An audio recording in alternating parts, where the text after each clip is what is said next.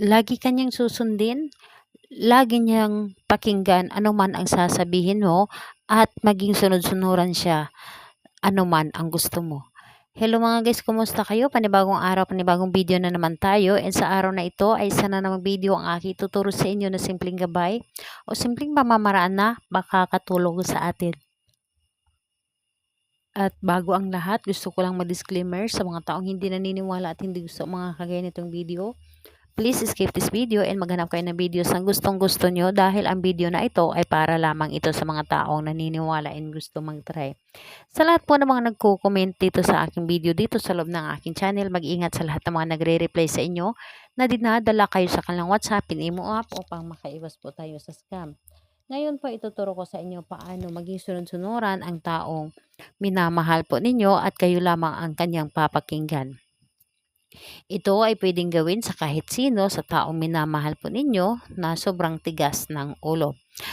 At ang kailangan natin dito is ballpen lamang or panulat.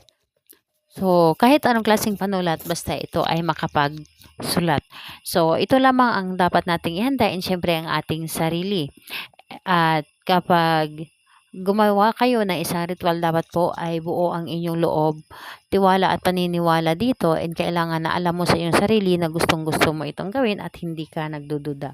So, ngayon po kapag ready ka na, pwede mo na itong simulan. So, ang gagawin mo naman dito, gamit ang isang panulat or ang panulat na ito, isulat mo sa iyong talampakan, sa kaliwang talampakan po. Isulat mo sa talampakan ang kanyang pangalan at apelyido.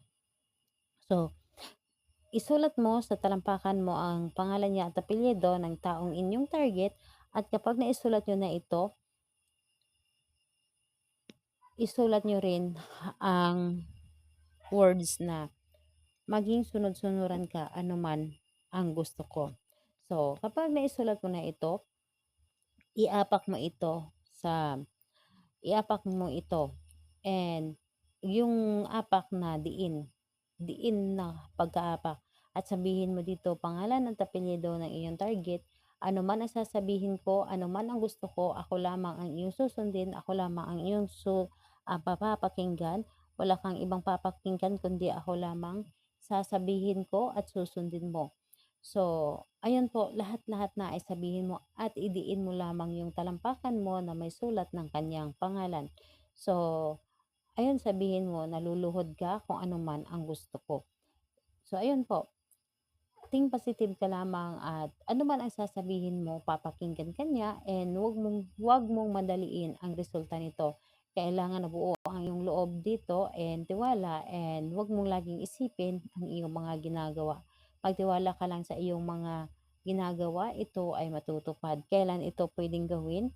Gawin ito sa araw ng Tuesday and Friday. Kung hindi ka naman makapaghintay ng Tuesday and Friday, pwede mo itong gawin sa ibang araw, pero kailangan gabi bago ka matulog. So, tahimik ang paligid at walang makakadistract sa inyo. And think positive, ito ay gagana, ito ay umipikto sa kanya. So, ayun po, salamat po sa inyo. Bye-bye everyone. God bless us all.